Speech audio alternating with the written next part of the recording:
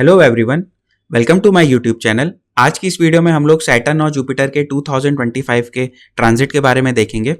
ये video YouTube की बाकी वीडियो से थोड़ी डिफरेंट है क्योंकि मैं इसमें आपको ये बताऊंगा कि आप इन ट्रांजिट्स को अपने चार्ट में कैसे अप्लाई करें। स्टेप बाय स्टेप हम लोग कुछ रूल्स को फॉलो करेंगे जो मैंने यहाँ पे लिख रखे हैं, आपके सामने हैं। इन स्टेप्स को जानने के बाद आप ट्रांजिट को ईजिली अपने चार्ट में अप्लाई कर पाएंगे। इसलिए जब भी आप ये वीडियो को देखें तो इसको स्किप मत करिएगा। अगर आप लोग डायरेक्ट अपने मून साइन या असेंडेंट पे पहुंच जाएंगे तो आपको ये समझ में नहीं आएगा कि मैंने कैसे अप्लाई किया है। एक बार आप ये समझ जाएंगे कि कैसे अप्लाई होता है, उसके बाद फ्यूचर में आने वाले ट्रांजिट को भी आप अपने चार्ट में अप्लाई कर पाएंगे। ठीक है, जो भी लोग एस्ट्रोलॉजी पढ़ रहे हैं, जिनको थोड़ा बिगिनर लेवल पे है और आता है, उन लोगों के लिए भी ये वीडियो काफ़ी इंपॉर्टेंट है क्योंकि मैं कई सारे डिफरेंट रूल्स को बताऊंगा और अप्लाई करना सिखाऊंगा। ठीक है, तो चलिए वीडियो स्टार्ट करते हैं।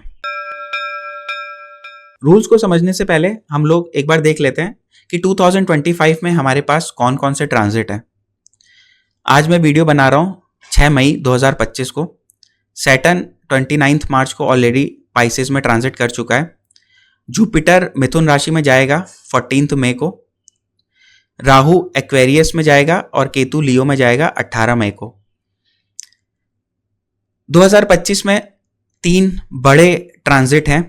अभी मार्च के महीने में आपने देखा होगा कि ग्रहण भी लगा था, इसलिए 2025 पूरी दुनिया के लिए ही काफ़ी ज़्यादा इंपॉर्टेंट होने वाला है और एक तरीके से एक नए युग की शुरुआत होगी। कुछ ना कुछ दुनिया में बहुत बड़ा फेरबदल होगा।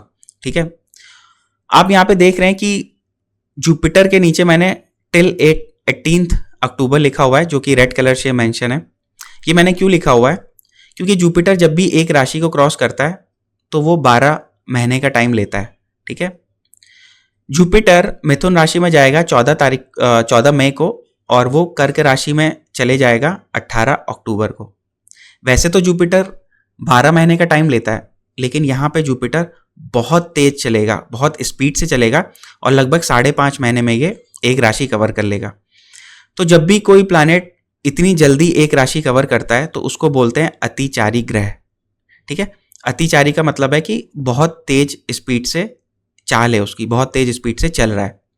ठीक है, फिर कैंसर में जाने के बाद जुपिटर वक्री होगा कुछ दिन बाद और वापस से मिथुन राशि में आएगा। फिर वापस से बहुत तेज स्पीड से कैंसर में चले जाएगा और ऐसे ही आगे 5-7 सालों के लिए वो ऐसा ही करेगा। एक राशि में बहुत स्पीड से गया, फिर पीछे आया, फिर बहुत स्पीड से गया, फिर पीछे आया। तो इससे क्या होगा? इससे दुनिया में डिस्टर्बेंस क्रिएट होगा। ठीक है, और आप अगर हिस्ट्री को देखोगे तो जब भी जुपिटर अतिचारी हुआ है तब तब दुनिया में वॉर हुई हैं। ठीक है, सबसे रिसेंट का अगर मैं आपको एग्जांपल दूं तो जब कोरोना आया था तब भी जुपिटर अतिचारी था। तो कोई भी ऐसी चीज़ होती है, नई बीमारी आती है, नई लड़ाइयाँ होती है, जिससे जुपिटर का जो दुनिया में सिग्निफिकेशन है वो ख़त्म होता है। और दुनिया में जुपिटर का सबसे बड़ा सिग्निफिकेशन है जीव, मतलब कि लाइफ फोर्स, जान। ठीक है, तो उसमें डिस्ट्रक्शन होगा, मतलब कई सारे जाने जाएंगे। तो ये अच्छा पीरियड नहीं है और सभी एस्ट्रोलॉजर्स इसके लिए काफ़ी ज़्यादा सीरियस हैं कि वर्ल्ड वॉर होगी।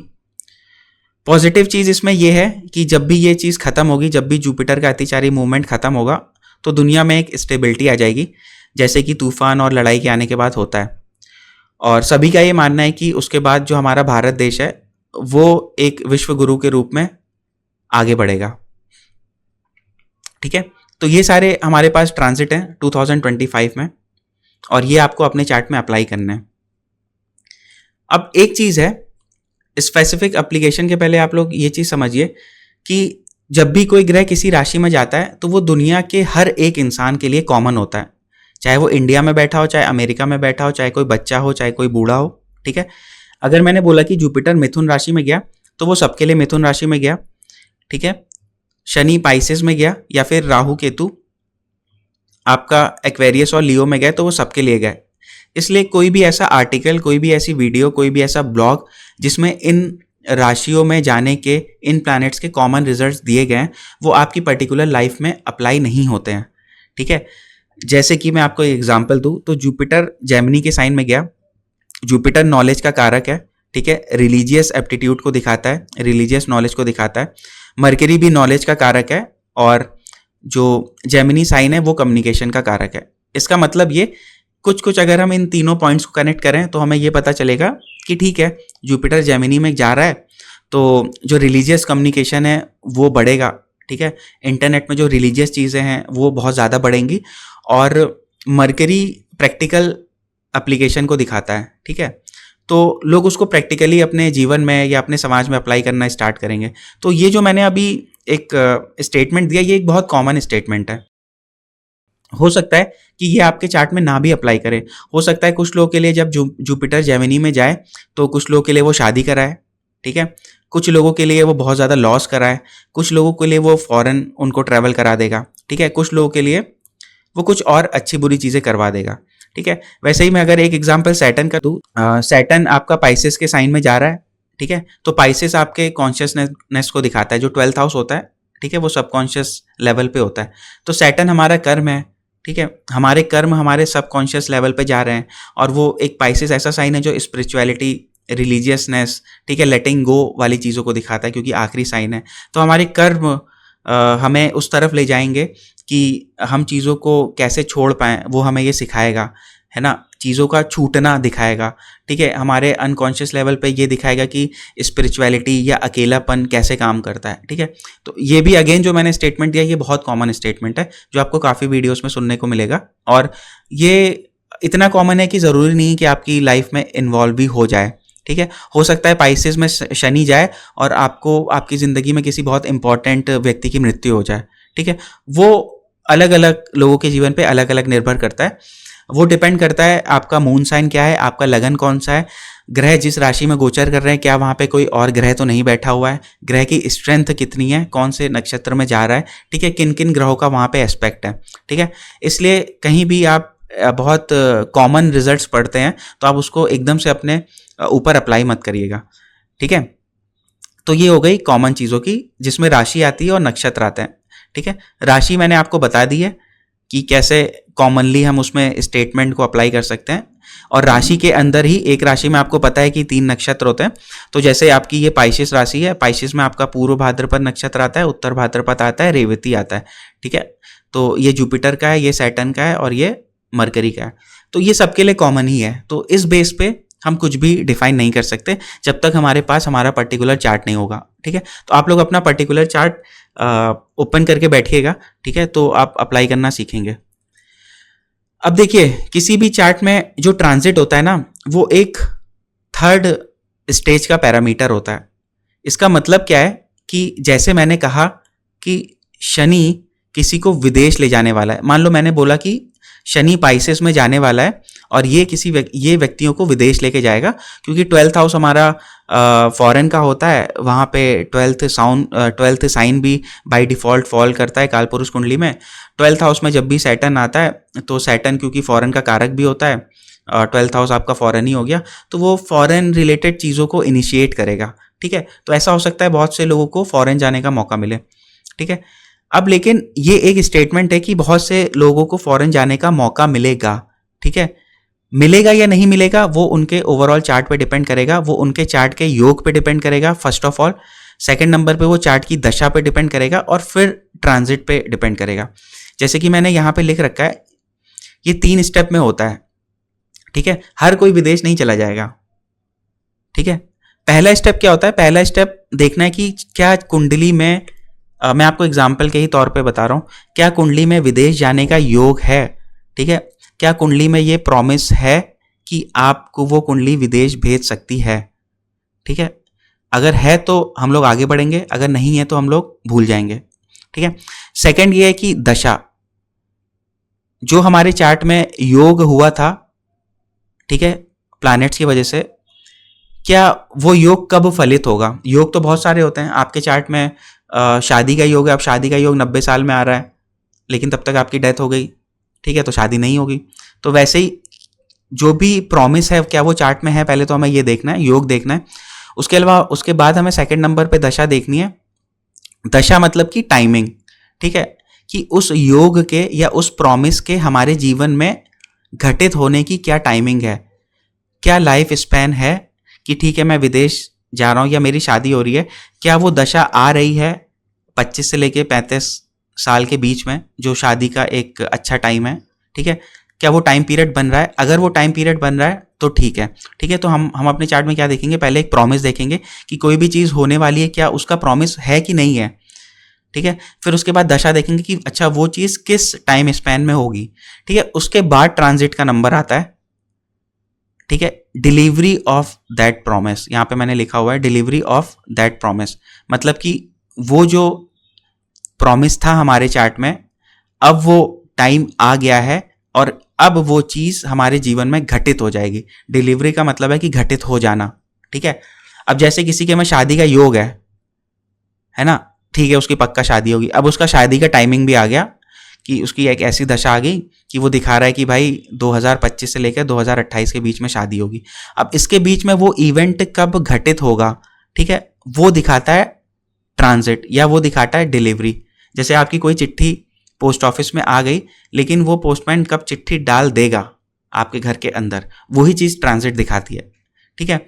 अब अगर हम कॉमनली देखेंगे कि भाई ये ग्रह इस राशि में ट्रांजिट कर रहा है तो वो चिट्ठी आएगी, तो ज़रूरी नहीं है कि आपके पास वो चिट्ठी आए, ज़रूरी नहीं है कि वो जो इवेंट होने वाला वो हर किसी की लाइफ में हो, ठीक है। तो सबसे पहले तो आपको ये पता होना चाहिए कि क्या वो प्रॉमिस है, और वो प्रॉमिस है तो वो किन किन ईयर्स में है, और उन ईयर्स में क्या पॉजिटिव ट्रांजिट हो रहे हैं जो आपको उस प्रॉमिस को फुलफिल कर रहे हैं, ठीक है।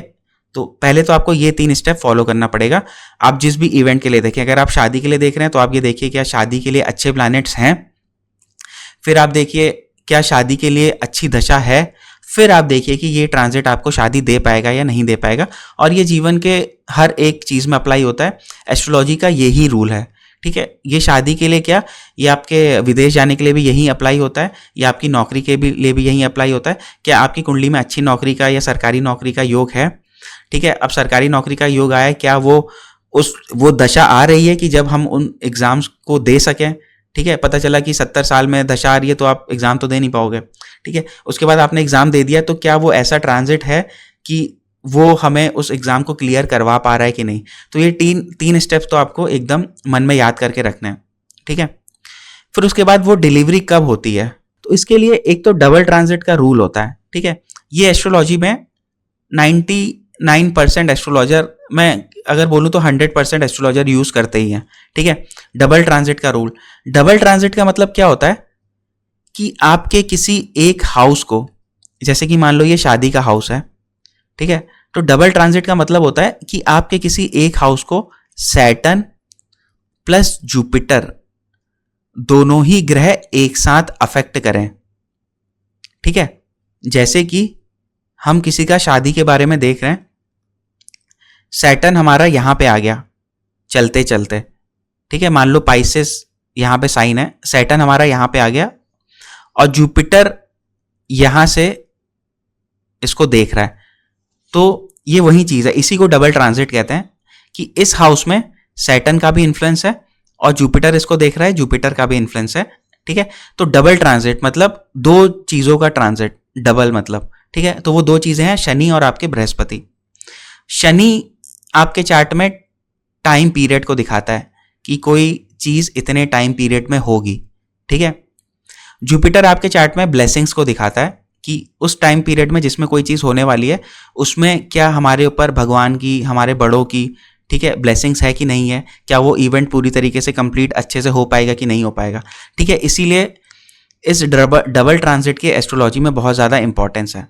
अब जैसे मैंने 7th हाउस का यहाँ पे एग्जाम्पल लिया, तो वो किसी भी तरीके से एक्टिवेट हो सकता है डबल ट्रांजिट के थ्रू। अभी तो जैसे मैंने आपके सामने यहाँ पे सैटर्न लिखा और यहाँ पे जुपिटर लिखा, ठीक है, तो सैटर्न यहाँ पे बैठा है, जुपिटर यहाँ से देख रहा है, लेकिन ये दूसरे तरीकों से भी होता है, ठीक है।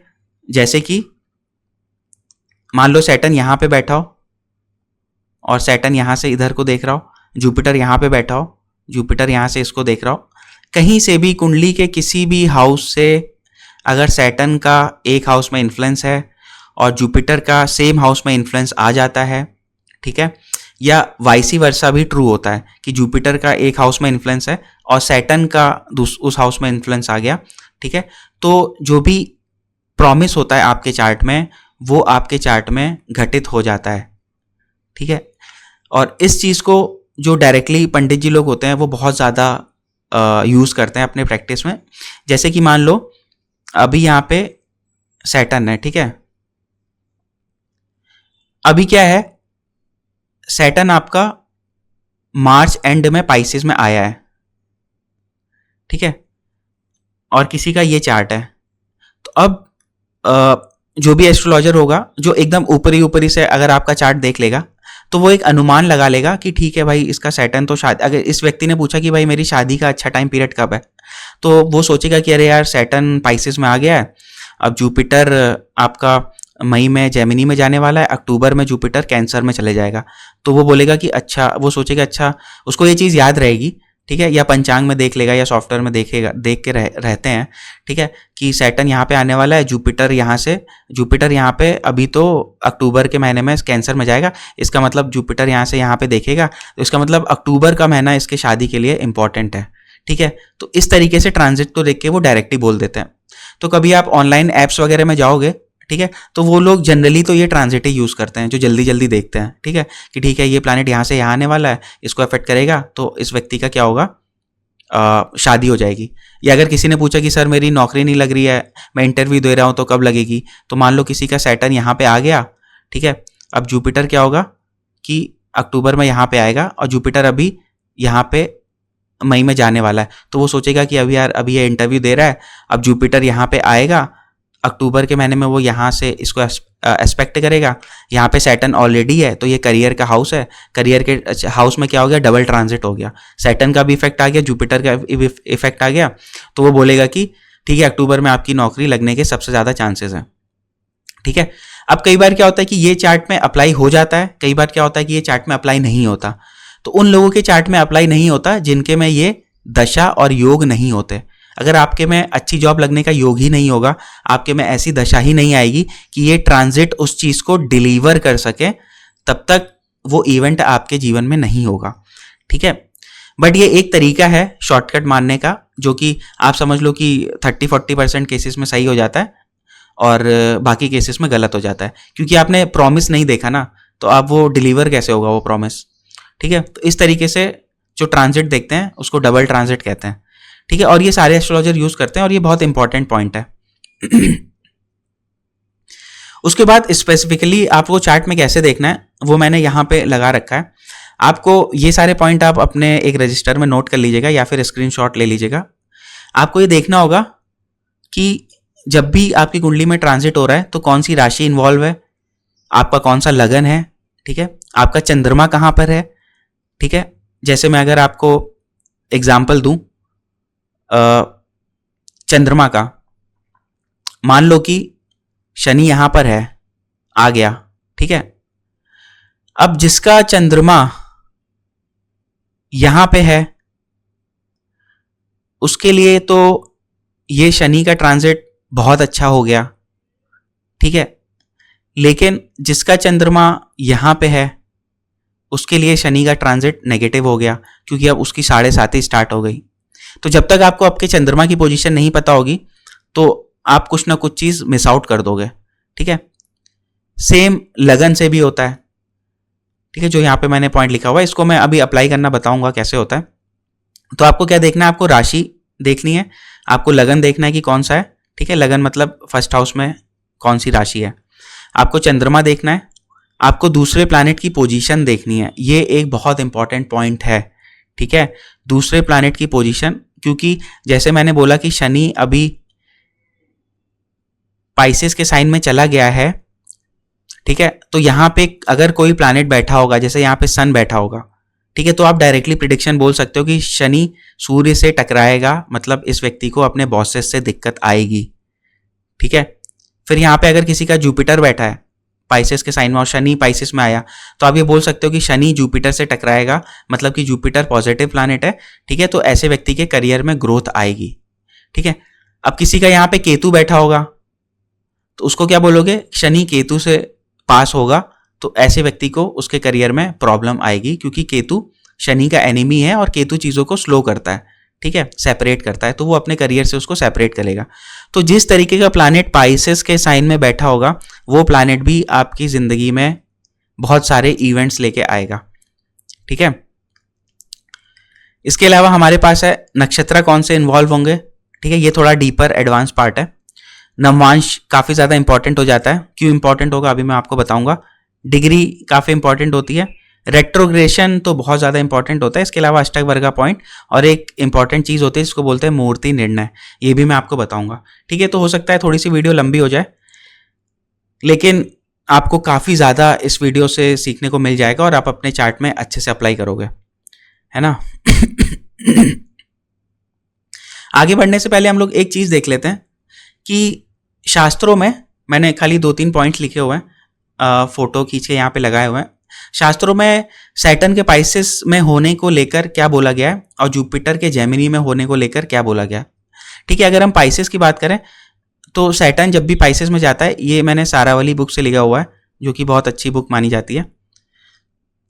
तो सैटर्न जब भी पाइसेस में रहता है तो उसमें लिखा गया है, if Saturn occupies Pisces at birth one will be fond of sacrifices and arts, ठीक है। अब सैक्रिफाइसेस इसलिए यहाँ पे आया है क्योंकि जो 12th हाउस होता है, जो 12th साइन होता है पाइसेस का, ठीक है, वो सैक्रिफाइसेस को दिखाता है। वो दिखाता है कि आपने कोई चीज़ छोड़ी है, आपके जीवन के लॉसेस हैं, आपके जीवन का जो स्पिरिचुअल एटीट्यूड होता है उन सब चीज़ों को दिखाता है, ठीक है, जीवन के त्याग को दिखाता है। इसलिए यहाँ पे सैक्रिफाइसेस लिखा हुआ है कि ठीक है, सैटर्न यानी कि आपका कर्म पाइसेस में जा रहा है तो वो आपके जीवन के सैक्रिफाइसेस को दिखा रहा है, आर्ट्स को दिखा रहा है, क्योंकि 12th हाउस में आपका इमेजिनेशन, क्रिएटिव चीज़ें भी आती हैं, ठीक है। उसके अलावा बी चीफ, ये आप मतलब पढ़ लेना, ठीक है।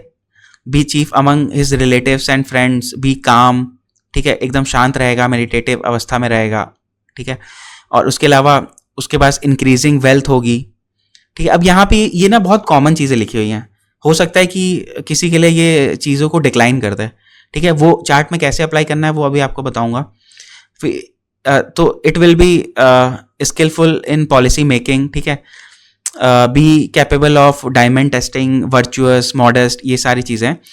इन later in life he will acquire a authoritative position, क्योंकि क्या होता है कि पाइसेस ना लास्ट साइन है, तो धीरे धीरे मेहनत करते करते, त्याग से गुजरते हुए, लोगों को छोड़ते हुए पीछे, बहुत मेहनत करते हुए व्यक्ति एक अथॉरिटेटिव पोजीशन पे आ जाता है, अथॉरिटी की, ठीक है। तो पाइसेस के बारे में अच्छा बोला हुआ है। एक और बुक से मैंने यहाँ पे ले लिया है, तो उसमें भी क्या है कि सोबर है, ठीक है, अच्छा डिप्लोमेट है, chief among friends, relations, good wife, good son, ठीक है, और कमांडिंग पोजीशन पे होगा, उसको लाइफ में रिस्पेक्ट मिलेगा, trust in government, wealthy, religious conduct, ये सारी चीज़ें। मतलब आप देखोगे कि सैटर्न का पाइसेस में होना शास्त्रों में अच्छा बोला गया है। वैसे भी सैटर्न की मैं आपको एक क्वालिटी बताता हूँ। सैटर्न के बारे में ऐसा बोला ही जाता है कि जब भी सैटर्न जुपिटर के साइन में होता है तो वो लाइफ में अच्छे रिजल्ट्स देता है, ठीक है। ये एक सैटर्न का एक कॉमन नेचर है ना। तो सैटर्न तो भाई अच्छा है। उसके अलावा पाइसेस साइन आपको पता ही है, पाइसेस साइन में क्या होता है, दो फिशेज होती हैं जो एकदम एक दूसरे की कॉपी जैसी लगती हैं, जिसमें से एक का मूवमेंट डाउनवर्ड होता है, एक का मूवमेंट अपवर्ड होता है। तो ये जो पाइसेस साइन है, इसमें जो दो मछलियां हैं, ये जीवन में ड्यूअलिटी को दिखाती हैं। मतलब इंसान किसी चीज़ों में कंफ्यूज है। जनरली ये ड्यूअलिटी क्या होती है कि एक जना जो ऊपर की तरफ जा रहा है वो सोच रहा होता है कि स्पिरिचुअली कैसे हम लोग जीवन को अपलिफ्ट कर पाएं, और जो नीचे की तरफ जा रहा होता है वो सोच रहा होता है कि मटेरियल चीज़ों में वो फंसा होता है, कैसे हम चीज़ों को कमाएं, ठीक है, मटेरियल गेन कैसे करें। तो स्पिरिचुअलिटी और मटेरियलिस्टिक जीवन, इन दोनों के बीच सामंजस्य बिठाना, ये ठीक है पाइसेस का नेचर होता है। दूसरा चीज़ है रियलिटी और ड्रीम, इन दोनों के बीच सामंजस्य बिठाना, ये भी पाइसेस का कैरेक्टरिस्टिक होता है। तो आपके कर्म अब इस साइन में आ गए, तो अब ये चार चीज़ों में आपको बैलेंस बिठाना पड़ेगा, स्पिरिचुअलिटी, मटेरियलिज्म और आपकी जो रियलिटी है और आपके जो ड्रीम्स हैं उनके बीच में। कई बार जैसे जब अभी सैटर्न पाइसेस से गुजरेगा और दुनिया में ऐसी चीज़ें होंगी तो आपको ना बहुत कन्फ्यूजन होगा कि यार मैं पैसे की तरफ जाऊँ या मैं आध्यात्मिकता की तरफ जाऊँ, तो उन चीज़ों के बीच आप लोग फंसने लगोगे, ठीक है। और ये सभी के साथ होगा, मेरे साथ भी होगा, माता पिता के साथ भी होगा, दोस्तों के साथ भी होगा, सबके साथ होगा। लेकिन कुल मिला के जैसा कि हमने यहाँ पे देखा, जो पाइसेस का साइन है वो सैटर्न के लिए अच्छा है, शास्त्रों में लिखा हुआ है, मैंने आपको दिखा भी दिया, और मैंने अपने कंसल्टेशंस में भी देखा है कि जनरली सैटर्न पाइसेस में अच्छा होता है। बात करते हैं जेमिनी साइन की। जुपिटर आपका जेमिनी में आ जाएगा, है ना। जेमिनी ज़ोडिएक साइन का ये सिंबल होता है, एक कपल होता है मेल और फीमेल, जिसमें जो मेल होता है उसके पास एक छोटी सी गदा होती है और जो फीमेल होती है उसके पास एक म्यूजिकल इंस्ट्रूमेंट होता है। जनरली ये लव, रिलेशनशिप, कम्युनिकेशन, ठीक है, इंटेलिजेंस, इन सारी चीज़ों को दिखाते हैं, आर्ट्स, ठीक है, क्रिएटिविटी, इन चीज़ों को दिखाता है। और जुपिटर का जेमिनी के साइन में होना इन चीज़ों को बढ़ाता है, क्योंकि जुपिटर एक्सपेंड करता है चीज़ों को, जुपिटर ब्लेसिंग्स देता है। तो जेमिनी के साइन में होना वो कम्युनिकेशन को बढ़ाएगा, थोड़ा रिलीजियस कम्युनिकेशन ज़्यादा करेगा। आप देखोगे जुपिटर जब जेमिनी के साइन में आएगा तो हो सकता है कि कोई गाना वगैरह ऐसा बहुत हिट हो जाए जो रिलीजियस चीज़ों के ऊपर हो, देशभक्ति को बहुत ज़्यादा दिखाता हो, या किसी धर्म को, हिंदू मुस्लिम सिख ईसाई किसी भी धर्म को बहुत ज़्यादा दिखाता हो और वो गाना बहुत फेमस हो जाए, ठीक है। तो ये चीज़ है। बाकी इसके बारे में देखिए यहाँ पे लिखा हुआ है जुपिटर इन जेमिनी, तो जुपिटर जेमिनी में जाता है। जनरली अच्छी चीज़ें लिखी हुई है कि ऐसे व्यक्ति बहुत एफ्लुएंट होता है, स्कॉलर होता है, ऐसे व्यक्ति बहुत अच्छा पोएट्री भी करते हैं, बहुत प्रोफिशिएंट होता है, will possess attractive eye, courteous skilful, ठीक है, वर्चुअस, ठीक है, वो सभी का सम्मान करता है, और डिवोटेड टू हिज ड्यूटीज, और बी अ गुड पोएट, ठीक है, ऐसे व्यक्ति अच्छा पोएट भी बनता है, अच्छी कहानियां लिखता है, अच्छा राइटर बनता है। तो हो सकता है कि कुछ कंट्रोवर्शियल आपको राइटिंग्स भी देखने को मिल जाए with relation to Jupiter and Gemini, ठीक है, विथ रिलेशन टू आपका जो भी रिलीजियस चीज़ें हैं, किसी धर्म को लेकर कोई ऐसा कंट्रोवर्शियल गाना आ गया कि या किसी ने कुछ लिख दिया, ठीक है। अब वो जुपिटर अतिचारी है, जैसे मैंने आपको बताया था कि अगर वो चीज़ें आएंगी तो वो जो भी चीज़ें बनेंगी, चाहे वो राइटिंग हो, चाहे वो कोई पोस्ट हो, चाहे वो कोई गाना हो, तो वो चीज़ों को भड़काएंगी ज़्यादा, क्योंकि जो उसका जो अतिचारी मूवमेंट है वो अच्छा नहीं है, ठीक है। जनरल स्टेटमेंट में अगर हम देखें तो जुपिटर जेमिनी में अच्छा होता है। एक यहाँ पे मैंने एक और बुक से लिया हुआ है, तो जुपिटर जब भी जेमिनी में होता है तो ऐसा पर्सन काफ़ी लर्नड होता है, इंटेलिजेंट होता है, गुड मेमोरी, अच्छा पोएट, क्लेवर होता है। बाकी चीज़ें आप लोग यहाँ से देख लेना, ठीक है। उसके पास पैसा भी अच्छा होता है, अच्छा काउंसलर, एडवाइज़र, मिनिस्टर बनता है, ठीक है, कम्युनिकेशन वगैरह उसका अच्छा होता है, ठीक है। तो कुल मिला के जो दो चीज़ें अभी हमने यहाँ पे देखी वो ये कि इन जनरल सैटर्न का पाइसेस में जाना और जुपिटर का जेमिनी में जाना, या अगर हम ऐसे कहें किसी के भी चार्ट में सैटर्न का पाइसेस में होना और जुपिटर का जेमिनी में होना, ये अच्छा होता है, ठीक है। तो ये चीज़ है। अब हम देखते हैं कि इसको अप्लाई कैसे करना है। अब फाइनली उस मोमेंट पे आ गए हैं जब हमें ये सारी चीज़ें अप्लाई करनी होती है। तो इसके लिए मैंने देखो यहाँ पे एक चार्ट ले रखा है। पहले तो हम एक एग्जाम्पल से समझ लेते हैं, ब्लैंक एग्जाम्पल से। मान लो हमारे पास लगन है, ठीक है, मैं डिफरेंट आपको लगन लेके बताता हूँ। मान लो हमारे पास लगन है, यहाँ पे हम लोग ले लेते हैं, एक यहाँ पे, दो आ जाएंगे, 3 4 5 आ गए, ठीक है। और इसी को हम लोग कॉपी कर देते हैं, 10 हो गए टोटल। तो अगर हम डिफरेंट लगन की बात करें तो एक पहला हमारा है एरीज लगन, ठीक है। तो एरीज लगन के लिए क्या होगा कि सैटर्न पाइसेस साइन में आएगा यहां पे, जुपिटर यहां पे आ जाएगा जेमिनी साइन में, ठीक है। राहु हमारा यहां पे आ जाएगा एक्वेरियस में, और केतु हमारा लियो में आ जाएगा। अब देखो एकदम बेसिक से आप लोग समझना, एकदम से हबड़ तबड़ मत करना कि मैं एकदम से कुछ दुनिया जहां का अलग से प्रेडिक्ट कर दूं अपने चार्ट में। आप बेसिक ये समझो कि आप देखो, मान लो इसका कि चंद्रमा यहाँ पे कर देते हैं, ठीक है, लिब्रा का चंद्रमा। अब देखो कैसे इसको बस इतनी सी चीज़ हुई है ट्रांजिट में, ठीक है। अब इसको कैसे हम लोग देखेंगे अपने चार्ट में। मान लो किसी का ये एरीज लगन का चार्ट है, उसके में सैटर्न कहाँ पे आ गया, यहाँ पे आ गया। तो हम लोग क्या सबसे पहले क्या पॉइंट देखेंगे कि इसका लगन कौन सा है। तो लगन से हमें पता चल गया कि सैटर्न 12th हाउस में आ गया, ठीक है। पाइसेस के बारे में शास्त्रों में अच्छी चीज़ें लिखी हुई हैं, बट सैटर्न के 12th हाउस के आने के बारे में शास्त्रों में अच्छी चीज़ें नहीं लिखी हुई है। सैटर्न जब भी 12th हाउस में आता है तो वो लॉसेस कराता है अपने हमारे लाइफ में, ठीक है। पैसों का लॉस होता है, कई बार घर वालों की वजह से लॉस होता है, कई बार बहुत सारी बीमारियां भी हो जाती हैं। क्यों? क्योंकि 12th हाउस हमारे लॉस का हाउस है, और 12th हाउस जो सैटर्न है वो मैलेफिक प्लैनेट है। मैलेफिक प्लैनेट का 12th हाउस में आना अच्छा नहीं होता, ठीक है। अच्छी चीज़ों में क्या होगा कि 12th हाउस में त्याग आता है, 12th हाउस में आपका ये रिलीजियस एप्टीट्यूड आता है, 12th हाउस में आपका स्पिरिचुअलिटी आता है, ठीक है, 12th हाउस में आपका मेडिटेटिव स्टेट आता है। तो उन सब चीज़ों के लिए अच्छा है। जैसे ये व्यक्ति सब कुछ छोड़ छाड़ के मेडिटेशन करने पे चला जाए, ठीक है, ये व्यक्ति सब कुछ छोड़ छाड़ के मंदिरों के दर्शन करने चला जाए, इस व्यक्ति का दान वगैरह में काफ़ी इंटरेस्ट बढ़ जाए, ठीक है, इस व्यक्ति का योग वगैरह में काफ़ी इंटरेस्ट बढ़ जाए, ये सारी चीज़ें हो सकती हैं। बट पैसों के लिए अच्छी पोजीशन नहीं है, ठीक है। उसके अलावा सैटर्न यहाँ से देखेगा तो अगेन वही चीज़ है, पैसों के लिए बहुत अच्छा नहीं होता, घर वालों के बीच संबंध थोड़ा सा गड़बड़ करेगा, ठीक है। सैटर्न यहाँ से यहाँ पे देखेगा तो शत्रुओं को बढ़ाएगा, शत्रुओं में कमी भी करेगा, क्योंकि मैलेफिक प्लैनेट है, इस साइन को देख रहा है तो बढ़ाएगा कमी भी करेगा, ठीक है। फिर सैटर्न यहाँ पे देख रहा है तो भाग्य स्थान को देखेगा, ठीक है, तो भाग्य में थोड़ा कमजोरी करेगा, पिता से भी थोड़ा दूर करेगा, तो ये सारी चीज़ें होंगी, ठीक है। अब यहाँ पे हमें ये भी देखना पड़ता है कि यहाँ पे कौन कौन से साइन हैं, ठीक है। जैसे अगर आप देखोगे सैटर्न का यहाँ पे फ्रेंडली साइन है, यहाँ पे सैटर्न का फ्रेंडली साइन है, यहाँ पे सैटर्न का न्यूट्रल साइन है, ठीक है। तो बहुत ज़्यादा दिक्कत नहीं आनी चाहिए इन लोगों को भी, क्योंकि अब फ्रेंडली साइन आ गया है, यहाँ पे भी बहुत ज़्यादा दिक्कत नहीं आएगी, और यहाँ पे थोड़ा थोड़ा सा रहेगा न्यूट्रल सा, ठीक है। थोड़ा पापा से अनबन हो सकती है, हो सकता है रिलीजियस चीज़ों में वो थोड़ा सा ज़िद्दी हो जाए, ठीक है, या अघोर की तरफ जाए, क्योंकि सैटर्न उन चीज़ों को दिखाता है, वो डार्क एनर्जीज से काफ़ी ज़्यादा अट्रैक्टेड हो व्यक्ति। इसके अलावा जैसे अगर नेगेटिव चीज़ों की बात करें तो आपका ये उधार वगैरह में फंस सकता है, पैसा उसका बीमारी में खर्च हो सकता है, घर के लिए चीज़ों को जोड़ने में पैसा खर्चा हो रहा है, ठीक है, रिलीजियस ट्रैवल में खर्चा हो रहा है, या फादर के ऊपर खर्चे हो जा रहे हैं, ठीक है। अब एक तो ये पॉइंट है कि सैटर्न आपको क्या चीज़ करनी है, कोई भी प्लैनेट, जैसे इस केस में सैटर्न है, वो किस हाउस में गया उसके रिजल्ट आपको पता होने चाहिए। दूसरा आपको पता होना चाहिए वहाँ पे राशि कौन सी है, उसके रिजल्ट आपको पता होना चाहिए। ये दोनों चीज़ें आपको बुक्स में मिल जाएंगी, ठीक है।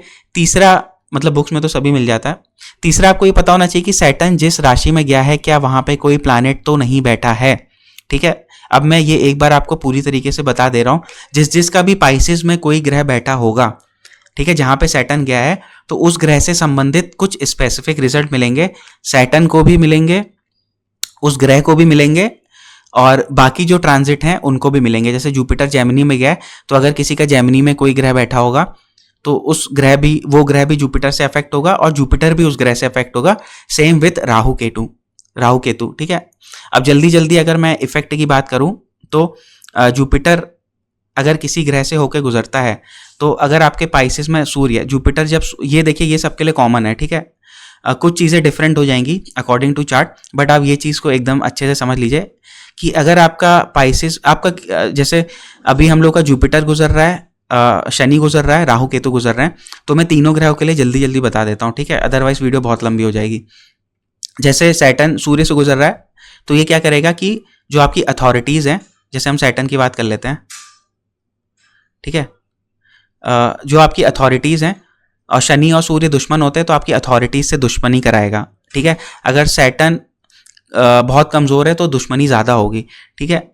सैटर्न लाइफ में प्रोग्रेस को भी दिखाता है, तो दुश्मनी के बाद भी प्रोग्रेस होगी, ठीक है। ये मैं उन लोगों के लिए बता रहा हूँ जिनका सूर्य पाइसेस में। उसके बाद जिनका यहाँ पे चंद्रमा पाइसेस में है, जैसे जिनका यहाँ पे चंद्रमा पाइसेस में आएगा, उनका क्या होगा कि सैटर्न आपके करियर को दिखाता है, चंद्रमा मूवमेंट को दिखाता है, ठीक है। तो शनि उसके करियर में मूवमेंट होगा, वो शिफ्ट करेगा, हाउस चेंज करेगा, करियर चेंज करेगा, ठीक है।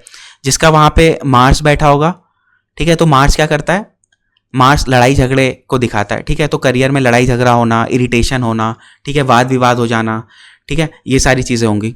उसके बाद मरकरी आता है, तो मरकरी किसको दिखाता है, पढ़ाई को दिखाता है, एजुकेशन को दिखाता है, या बिजनेस को दिखाता है। तो बिजनेस वालों के लिए, जिनका भी मरकरी पाइसेस में है, उनके लिए बिजनेस के लिए अच्छा समय है। जिनको पढ़ना है कुछ करियर से रिलेटेड, क्योंकि मरकरी एजुकेशन को दिखाता है, उनके लिए भी ये सैटर्न का पाइसेस में ट्रांजिट अच्छा समय है, ठीक है। जिनको कुछ भी कमर्शियल चीज़ स्टार्ट करनी है, उनका भी सैटर्न का पाइसेस में जाना अच्छा समय है। फिर मरकरी के बाद जुपिटर आता है, जिनका जुपिटर बर्थ चार्ट में पाइसेस में है, ठीक है, ये सैटर्न का पाइसेस में ट्रांजिट हो रहा है, उनके लिए बहुत अच्छा टाइम पीरियड है, क्योंकि जुपिटर ग्रोथ को दिखाता है, तो उनके करियर में ग्रोथ होगी, ठीक है। जुपिटर के बाद वीनस आता है, वीनस पैसे को दिखाता है, ठीक है, वीनस फीमेल बेटी को भी दिखाता है, ठीक है। तो सैटर्न का वीनस के ऊपर से गुजरना ये दिखाता है कि किसी के घर में बेटी हो सकती है, ठीक है। अगर आपका शनि पाइसेस में है तो आपकी बेटी हो सकती है, या आपका शनि क्या होता है कि वीनस का फ्रेंड है, शुक्र का फ्रेंड है, तो ठीक है, शुक्र आपका घर वगैरह को, इंटीरियर को, इन सब चीज़ों को भी दिखाता है, गाड़ी को भी दिखाता है, तो वो आपके जीवन में आ सकती है, या आपका धन बढ़ जाएगा। ठीक है, वीनस सिंपली पैसे को दिखाता है, तो पैसे बढ़ जाएंगे। उसके बाद यहाँ पे सैटर्न आएगा। किसी का अगर मान लो कि पाइसेस में ऑलरेडी ही सैटर्न है, ठीक है, तो उसके लिए दो इंपॉर्टेंट चीज़ होंगी। एक तो ये चीज़ होंगी कि वो ऐसा व्यक्ति होगा जो करीब 28 से 30 साल के बीच का व्यक्ति होगा। तो इस कंडीशन को हम लोग बोलते हैं सैटर्न रिटर्न, मतलब सैटर्न का अपनी ही राशि में वापस आना जो उसकी कुंडली की राशि है। ठीक है, तो इसको सैटर्न रिटर्न बोलते हैं। ये इंसान के जीवन में करियर के लिए बहुत इंपॉर्टेंट होता है। जिसका भी सैटर्न रिटर्न हो रहा होता है ना, तो उसको करियर में बहुत कुछ ऐसी इंपॉर्टेंट चीज़ होगी। जैसे कि आप लोग करियर के लिए यहाँ से विदेश चले गए, किसी ने क्या हुआ कि ऐसी कोई कंपनी ज्वाइन कर ली जो उसके पूरे करियर की दिशा बदल देगी। किसी का क्या हुआ कि अगर ये कमज़ोर या नेगेटिव ट्रांजिट है तो करियर में ऐसा डाउनफॉल आ गया कि उसके पूरे करियर की डायरेक्शन को चेंज कर देगा। ठीक है, तो उसके लिए तो ये सैटर्न रिटर्न है, जिसका ऑलरेडी पाइसेस में बर्थ चार्ट का सैटर्न है। दूसरी चीज़ ये है कि सैटर्न थोड़ा करियर को स्लो कर देता है क्योंकि स्लो प्लैनेट है। उसके बाद आपका आ जाएंगे राहु केतु। ठीक है, तो जिसका राहु पाइसेस में होगा तो उसके लिए सैटर्न का पाइसेस से गुजरना क्या होगा कि राहु फॉरेन को दिखाता है। तो फॉरेन रिलेटेड चीज़ें, फॉरेन इन्वेस्टमेंट का करियर में आना, या फॉरेन रिलेटेड किसी एमएनसी में हो जाना, या कुछ फॉरेन एलिमेंट का आना, ये सारी चीज़ें दिखाता है। ठीक है, राहु धोखाधड़ी को भी दिखाता है। तो करियर में कुछ डाउट्स आ गए हैं, कुछ समझ में नहीं आ रहा आपको क्या डिसीजन लूँ, या कुछ धोखा हो गया है ना। फिर उसके बाद अगर किसी का केतु है पाइसेस में, तो सैटर्न का पाइसेस से जाना उसके लिए नेगेटिव होगा, क्योंकि केतु स्लोनेस को दिखाता है। तो करियर में परेशानियां आएंगी, बहुत दिनों के लिए उसका करियर छूट भी जाएगा। अब लेकिन इसमें है कि जैसे किसी का स्पिरिचुअल करियर है तो उसके लिए ये केतु उसको मदद करेगा, क्योंकि केतु स्पिरिचुअलिटी को दिखाता है। फिर भी वो थोड़ा सा डिक्लाइन करेगा चीज़ों को, हो सकता है कुछ समय के लिए वो करियर को अपना छोड़ना चाहे या बदलना चाहे। लेकिन केतु क्योंकि स्पिरिचुअल प्लैनेट है, तो अगर वो स्पिरिचुअल फील्ड में है तो उसके लिए वो एक पॉजिटिव इंडिकेशन होगा। तो इस तरीके से आप किसी भी देखो, अब मैंने तो आपको एक एक दो दो पॉइंट बता दिए हैं क्योंकि वीडियो बनना बहुत बड़ी हो जाएगी, लेकिन इसके बहुत सारे पॉइंट हो सकते हैं। ठीक है, आप जीवन के किसी भी सिग्निफिकेशंस को लेके इसको अप्लाई कर सकते हो।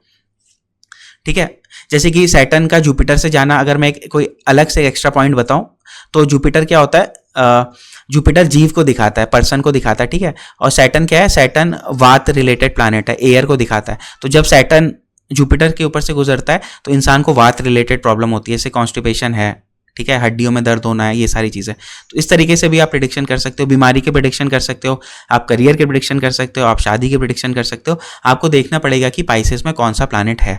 ठीक है, तो ये चीज़ें हैं। तो ये सैटर्न के लिए था। और अगर हम सैटर्न के बाद फिर जुपिटर की बात करें, जुपिटर जेमिनी से गुजर रहा है। ठीक है, तो जुपिटर, जब जुपिटर अच्छा प्लैनेट है तो जुपिटर जिन जिन साइन से गुजरेगा उनमें अच्छा करेगा। जुपिटर सन से गुजरेगा तो पिता की लाइफ में प्रोग्रेस, जुपिटर मून से गुजरेगा तो मून की लाइफ, मदर की लाइफ में प्रोग्रेस। ठीक है, मार्स से गुजरेगा तो लड़कियों के लिए अच्छा समय होता है शादी के लिए। मरकरी से गुजरेगा तो आपकी एजुकेशन के लिए अच्छा समय है।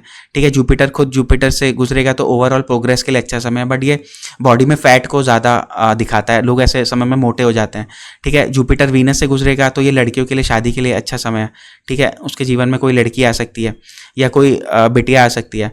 जुपिटर सैटर्न से गुजरेगा तो वो करियर के लिए अच्छा समय है। जुपिटर राहु से गुजरेगा तो विदेश के लिए अच्छा समय है, बट ये बीमारी को भी दिखाता है कि कोई जीवन में नई बीमारी आ गई। ठीक है, फिर जुपिटर केतु से गुजरेगा तो केतु भी अगेन बीमारी वगैरह को दिखाता है, लेकिन केतु आध्यात्मिकता को दिखाता है, तो ऐसा व्यक्ति आध्यात्मिक हो जाएगा। ठीक है, तो आपने इससे क्या सीखा, आपने इससे ये सीखा कि कोई ग्रह अगर आपके पर्टिकुलर चार्ट में किसी एक साइन से गुजरता है तो आप ये देख लीजिए कि उस साइन में क्या कोई प्लैनेट बैठा है कि नहीं बैठा है। जैसे आज के हमारे केस में क्या हो रहा है कि सैटर्न पाइसेस से गुजर रहा है और जुपिटर जेमिनी से गुजर रहा है। ठीक है, तो अगर आपके भी चार्ट में जुपिटर जेमिनी से गुजर रहा है तो जेमिनी में कोई प्लैनेट बैठा है, तो मेरी इन बातों को आप ध्यान में रखिएगा। और इनके रिजल्ट्स आप मुझे कमेंट करके बता सकते हैं, मैं आपको उसमें रिप्लाई कर दूंगा कि आपका यहाँ पे जेमिनी में कौन सा प्लैनेट बैठा हुआ है। इसके अलावा सैटर्न पाइसेस से गुजर रहा है, तो अगर आपका पाइसेस में कोई और प्लैनेट बैठा हुआ है तो सैटर्न उसके ऊपर से जाएगा तो वो कुछ स्पेसिफिक रिजल्ट क्रिएट करेगा। अब ये जो रिजल्ट है ये सबके चार्ट के लिए अलग अलग होंगे। ठीक है, जैसा कि मैंने अभी आपको एग्जाम्पल में बताया। तो ये क्या है कि ये वो वाला सेक्शन है, ये वाला सेक्शन जो मैंने यहाँ पे मेंशन किया हुआ था कि where other planets are posited. ठीक है, तो दूसरे प्लैनेट कहाँ पे पोजिटेड है उनके बेसिस पे आप प्रिडिक्शन कर सकते हो इस तरीके से। ठीक है, अब वहां पे अगर दो प्लैनेट होंगे तो दोनों प्लैनेट को आपको इन्वॉल्व करना पड़ेगा। जैसे मान लो मैंने बोला कि सैटर्न किसी का पाइसेस से जा रहा है, अब पाइसेस में उसका मून बैठा हुआ है और राहु बैठा हुआ है, ठीक है। तो मून और राहु, अगर हम एक पॉजिटिव चीज की बात करें तो ये दिखाता है कि भाई आपका कर्म का प्लैनेट मून और राहु से गुजर रहा है, मतलब आप विदेश में ट्रैवल करके जाओगे और वहां पे अपना काम करोगे कुछ, ठीक है। नेगेटिव चीज की बात करें तो मून राहु धोखे को भी दिखाता है और मून फाइनेंशियल ट्रांजैक्शन को भी दिखाता है। मतलब आप कुछ, अगर ये नेगेटिव आपकी दशा वगैरह खराब चल रही होगी तो ये ट्रांजिट क्या करेगा कि आप कुछ भी जो काम करने जाओगे उसमें आपको आपके साथ धोखाधड़ी होगी और आपको फाइनेंशियल चीटिंग होगी, ठीक है। तो अब ये मैं इतनी जल्दी इसलिए बोल दे रहा हूँ क्योंकि मैंने पढ़ा हुआ है, जिन लोगों ने भी पढ़ा होगा उनको ये पता होगा, ठीक है। जिन लोगों ने नहीं पढ़ा तो आप बुक से इन सब चीज़ों को पढ़िएगा कि प्लैनेट के कॉम्बिनेशन से क्या होता है, तो आप और अच्छे से प्रिडिक्ट कर पाओगे, ठीक है।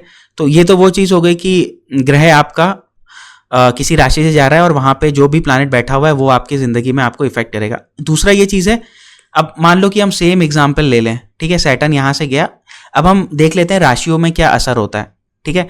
तो राशि वाइज अगर हम देखेंगे तो मान लो किसी की लिब्रा राशि है, ठीक है। अब मून यहाँ से जा रहा है, सॉरी सैटर्न यहाँ से जा रहा है, तो अब क्या होगा उस व्यक्ति के लिए, क्या हुआ कि चंद्र राशि से शनि 6th हाउस में चला गया, ठीक है। तो ऐसी कंडीशन में मदर को ये शनि बीमार करता है।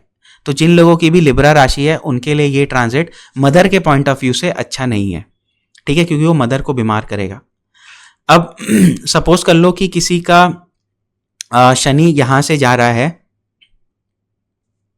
चलो उसको यहीं पे भेज देते हैं, कंफ्यूजन नहीं होगा उससे। मान लो किसी का शनि यहां से जा रहा है और किसी की लियो राशि है, मतलब चंद्रमा उसका लियो में बैठा है, तो उसके लिए क्या होगा, उस व्यक्ति के लिए शनि अब ये 8th हाउस में आ गया है, ठीक है। तो चंद्रमा जब 8th हाउस से जाता है तो ऐसे लोगों के जीवन में परेशानियां आती हैं, उनके जीवन में अप्स एंड डाउन आते हैं, उनको बीमारियों से गुजरना पड़ता है या उनको करियर में परेशानियों से गुजरना पड़ता है। वो करियर में जो चेंज एक्सपेक्ट कर रहे थे वो चेंजेस उनको नहीं मिल पाते हैं, ठीक है। कई बार ऊंच नीच हो जाती है, ठीक है। तो ये सारी चीज़ें हो गई। तो डिफरेंट मून साइन के लिए डिफरेंट चीज़ें हो गई। जिन लोगों का मून साइन आपका ये है,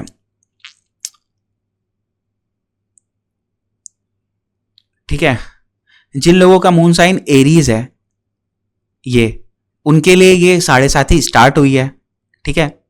जिन लोगों का मून साइन कैप्रिकॉन था उनके लिए 7.5 खत्म हो गई है, ठीक है। जिन लोगों का मून साइन टॉरस है, ठीक है, उन लोगों को तो बाद में 7.5 आएगी जब सैटर्न यहां पे आएगा, ठीक है।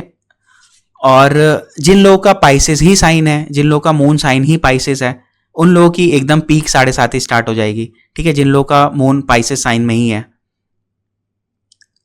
तो मून साइन से ऐसे डिफरेंशिएशन आ जाता है, ठीक है। तो मून साइन के अगर हम रिस्पेक्ट में देखें तो अगर आप चंद्रमा से काउंट करो, मतलब जहां पे भी आपका चंद्रमा है, अगर आपका शनि 3rd पोजीशन पे आ रहा है ट्रांजिट करके, मतलब पाइसेस राशि जो है आपके 3rd यहां पे है, ठीक है, या फिर आपके यहां पे है, ठीक है, उन लोगों के लिए तो ये ट्रांजिट अच्छा होगा, काफी अच्छा होगा। 10th हाउस में भी ट्रांजिट ठीक होता है, ठीक है। चंद्रमा से 6th हाउस में भी ट्रांजिट करियर के पॉइंट ऑफ व्यू से ठीक माना गया है, लेकिन मदर के पॉइंट ऑफ व्यू से ठीक नहीं माना गया। इन हाउसेस को अगर हम छोड़ दें तो जिस भी चंद्र राशि के लिए सैटर्न यहां पे आ रहा होगा, जहां पे मैं टिक मार्क कर रहा हूं, ठीक है, second house, 1st house, 12th house, 4th house, 5th house, 7th house, 8th house और 9th हाउस, उनके लिए ये शनि का ट्रांजिट अच्छा नहीं होगा, उनको ये जीवन में तकलीफें लेके आएगा, ठीक है। जिनका 12th हाउस से आ रहा होगा, मान लो किसी का चंद्रमा यहां पे है, ठीक है, तो ऐसे लोगों का 7.5 अब खत्म हो रही है, ठीक है, तो उनके लिए ये अच्छा पीरियड हो जाएगा। लेकिन जिन लोगों का चंद्रमा यहां पे है उन लोगों के लिए 7.5 अब उनके जीवन में पीड़ा लेके आएगी। और पीड़ा कैसी होगी, देखो 7.5 में क्या होता है, 7.5 में जहां पे भी चंद्रमा होता है, ठीक है, साढ़े साथी में जहां पे भी चंद्रमा होता है, शनि एक राशि पीछे जैसे ही आता है तो साढ़े साथी स्टार्ट हो जाती है। शनि जब उस चंद्रमा पे आके बैठता है तो साढ़े साथी का पीक होता है, और शनि जब उस चंद्रमा की आगे वाली राशि में आता है तो साढ़े साथी का एंड हो रहा होता है, ठीक है, जिसको बोलते हैं कि साढ़े साथी उतर रही है। तो शनि जब एक साइन पीछे आता है, जब साढ़े साथी स्टार्ट होती है, ठीक है, तो वो क्या चीज़ दर्शाता है? वो ये दर्शाता है कि हमारे जीवन में अब कुछ चीज़ों का लॉस होने वाला है, ठीक है, हमें अब कुछ चीज़ें त्यागनी पड़ेंगी, छोड़नी पड़ेंगी, या लॉस हो जाएगा, ठीक है। शनि जब खुद की राशि, मतलब शनि जब अपनी चंद्रमा के ऊपर आता है, ठीक है, हमारी राशि के ऊपर आता है, तो अब ये दिखाता है कि शनि इस चंद्रमा पे, यानी कि हमारे दिमाग के ऊपर बहुत ज़्यादा प्रेशर डालेगा, आपको 10, 20, 50 चीज़ें वो देगा, आपकी लाइफ में मुश्किलें देगा, आपकी लाइफ में काम देगा, हो सकता है आपको पोजीशन अच्छी दे दे, हो सकता है आपको शादी दे दे, एक ऐसी सिचुएशन क्रिएट करेगा कि आपके जीवन में वो जिम्मेदारियां ला के रख देगा, ठीक है। तो क्या होगा कि अब आपके माइंड को पीड़ा होगी कि अरे यार शादी हो गई, अब कैसे होगा, नौकरी में कुछ गड़बड़ हो गई, या कुछ बहुत अच्छा हो गया, अब कोई हाई पोजीशन मिल गई, अब कैसे होगा। मतलब कुल मिला के उसका काम यह है कि आपको बर्डन प्रोवाइड करना, ठीक है। तो ये साढ़े साथी का पीक फेज होता है। उसके बाद जो थर्ड फेज आता है, जब साढ़े साथी जा रही होती है, तो उसमें क्या होता है कि जो भी बर्डन आपने अपने साढ़े साथी में बियर कर लिया होता है, जिन भी चीज़ों को आप झेल लेते हो, वो आपकी ज़िंदगी में आपके साथ हमेशा से आपकी स्ट्रेंथ बन के रह जाती है, और जिन चीज़ों को आप नहीं झेल पाते हो, वो चीज़ें आपकी लाइफ से फिर अलविदा हो जाती हैं, ठीक है। तो साढ़े साथी के जो 3 फेजेस है वो इस तरीके से काम करते हैं। पहले फेज में जब शनि आपके चंद्रमा के पीछे होगा तो आपको बहुत सी चीज़ों को छोड़ना पड़ेगा, मेंटल प्रेशर धीरे धीरे धीरे धीरे करके क्रिएट होगा और बढ़ते रहेगा। यहाँ पे पीक पे होगा, यहाँ पे आपकी रियल आपका एग्जाम होगा शनि के द्वारा कि आप किन चीज़ों को एक्चुअल में हैंडल कर पा रहे हो, बियर कर पा रहे हो, ठीक है। फिर यहाँ पे वो उन चीज़ों को छोड़ के चला जाएगा जिन चीज़ों को आप एक्चुअल में सह ले गए, और वो चीज़ें फिर आपको बाकी के जीवन में अगले 30 सालों के लिए, जब तक आपकी दोबारा साढ़े साथी नहीं आ जाती, तब तक वो आपके जीवन में आपको हेल्प करेगी, ठीक है। खैर ये चीज़ थी। एक तो इतना बड़ा टॉपिक है, मैं बताते बताते इधर से उधर निकल गया, बट आई होप आपको ये हेल्प कर रहा होगा, ठीक है। तो यहाँ पे एक मैं क्विकली आपको ये बता देता हूँ डिफरेंट लगन के लिए। एरीज लगन के लिए मैंने आपको बता दिया है, सैटर्न यहाँ पे ट्रांजिट करेगा तो क्या क्या चीज़ें होंगी, ठीक है। आपके पैसे से रिलेटेड देखो क्या चीज़ें होंगी। एक तो ये चीज़ है, शनि कहाँ कहाँ पे देख रहा है। अगर हम नेगेटिव चीज़ों की बात करें तो पैसों से रिलेटेड दिक्कत, उधार में दिक्कत, पापा के साथ दिक्कत, ठीक है। पॉजिटिव चीज़ों की बात करें तो आप घर के लिए कुछ खर्चा कर रहे हो तो घर में कोई चीज़ ऐड हो जाएगी। आप बीमारी के ऊपर खर्चा कर रहे हो तो बीमारियाँ ठीक होंगी, ठीक है। फादर से आपकी दूरी ज़रूर बन सकती है, जो कि इमोशनली अच्छा नहीं है, बट हो सकता है कि आप किसी काम की वजह से उनसे दूर जा रहे हो, तो that is a positive point for your life, ठीक है। अगर हम जुपिटर की बात करें एरीज लगन के लिए, तो जुपिटर यहाँ पे आएगा 3rd हाउस में। तो 3rd हाउस से वो एक तो 3rd हाउस को इफेक्ट कर रहा है, 9th हाउस को इफेक्ट कर रहा है। तो क्या हो रहा है कि रिलीजियस ट्रैवल काफ़ी देखने को मिल जाएगा एरीज लगन वालों के लिए, ठीक है, क्योंकि दोनों ट्रैवल के हाउसेस हैं, उनको कवर कर रहा है। पैसों के लिए अच्छा है, क्योंकि पैसों के इनकमिंग जो आपकी होती है 11th हाउस से उसको देखेगा। 7th हाउस के लिए अच्छा है, अगर जैसे इन व्यक्तियों का कुछ शादी वगैरह का टाइम है या कुछ बिजनेस का टाइम है तो उसके लिए अच्छा है, ठीक है। अब अगर हम इसमें देखें, इसमें हम लोग डबल ट्रांजिट अप्लाई करके देखते हैं, ठीक है। डबल ट्रांजिट अप्लाई करके देखेंगे तो सैटर्न हमारा यहाँ इस हाउस को देख रहा है अपनी 10th दृष्टि से, जुपिटर इस हाउस को अपनी 7th दृष्टि से देख रहा है। मतलब कि एरीज लगन वालों के लिए ये जो 9th हाउस है वो अब इनके लिए बहुत ज़्यादा इंपॉर्टेंट है, ठीक है। 9th हाउस में क्या चीज़ें आती हैं, रिलीजियस एप्टीट्यूड आता है, आपके फादर आते हैं, आपकी हायर एजुकेशन आती है, आपकी लॉन्ग जर्नीज आती है। तो एरीज लगन वालों के लिए ये जितनी भी मैंने सारी चीज़ें बताई हैं, इन चीज़ों में उनको अपने जीवन में कोई बड़ी चीज़ होते हुए दिखेगी, या तो उनको फादर के साथ कोई बड़ी जगह पे जाने को मिलेगा, या हो सकता है फॉरेन पे जाने को मिले, या हो सकता है कुछ हायर एजुकेशन करने को मिल जाए, ठीक है। कुछ ना कुछ 9th हाउस से रिलेटेड बड़ी चीज़ उनको करने को मिलेगी, ठीक है। अगर हम टॉरस लगन वालों की बात करें तो टॉरस लगन वालों के लिए सैटर्न यहाँ पे है, ठीक है, जुपिटर यहाँ पे है, ठीक है। तो सैटर्न अपनी, ये मैं डबल ट्रांजिट के बारे में बता रहा हूँ, ठीक है। सैटर्न अपने 10th एस्पेक्ट से यहाँ पे देखेगा, ठीक है, जुपिटर अपने 7th एस्पेक्ट से यहाँ पे देखेगा। तो अगेन टॉरस लगन वालों के लिए 8th हाउस में आपका डबल ट्रांजिट हो रहा है, मतलब 2 ग्रह, आपके बड़े ग्रह आपके 8th हाउस को इफेक्ट कर रहे हैं। तो 8th हाउस से संबंधित चीज़ें आपके जीवन में ज़्यादा होगी। सडन आपको एस्ट्रोलॉजी में इंटरेस्ट आ जाएगा, ठीक है, सडन आपको कोई इंश्योरेंस का पैसा मिल गया, हो सकता है कि सडन आपको कोई ऐसी नॉलेज मिल गई जिसने आपको फ्यूचर में बहुत ज़्यादा पैसे कमाने में हेल्प करी, सडन आपको नेम फेम मिल गया, ठीक है। तो ये सारी चीज़ें 8th हाउस की चीज़ें, तो जहाँ पे भी ये डबल ट्रांजिट आएगा वो चीज़ें आपकी एक्टिव हो जाएंगी। और उस देखो डबल ट्रांजिट में क्या है कि सैटर्न तो 2.5 साल के लिए आता है, ठीक है, और जुपिटर वैसे तो 12 महीने के लिए आता है, इस बार जुपिटर 5-6 महीने के लिए अभी आएगा, तो यहाँ की चीज़ें जल्दी जल्दी होने लग जाएंगी। जो आपका जेमिनी लगन में क्या होगा कि सैटर्न यहाँ पे है, 12 1 2 3, सैटर्न यहाँ पे, जुपिटर यहाँ पे है, तो दोनों की दृष्टि इस हाउस में पड़ेगी, ठीक है। तो अब जेमिनी लगन वालों के लिए ये शादी का बहुत इंपॉर्टेंट टाइम हो जाएगा, ठीक है। इसमें आप ये बोल सकते हो कि ज़्यादातर जेमिनी लगन वालों की शादी इस टाइम पे होगी, क्योंकि सैटर्न भी यहाँ से यहाँ देख रहा है, जुपिटर भी यहाँ से यहाँ देख रहा है, तो आपका जो डबल ट्रांजिट है वो लिब्रा से मतलब 7th हाउस से होकर गुजर रहा है, तो शादी होने के इनके सबसे ज़्यादा चांसेस रहेंगे। फिर अगर हम कर्क लगन की बात करें तो सैटर्न यहाँ पे है, जुपिटर यहाँ पे है, तो इनके लिए कौन सा हाउस सबसे ज़्यादा एक्टिव हो रहा है? इनके लिए 6th हाउस सबसे ज़्यादा एक्टिव हो रहा है। सैटर्न यहाँ से देख रहा है, जुपिटर यहाँ से देखेगा, तो 6th हाउस मतलब आपके रोग, ऋण और शत्रु, ठीक है, ये ज़्यादा एक्टिव होंगे।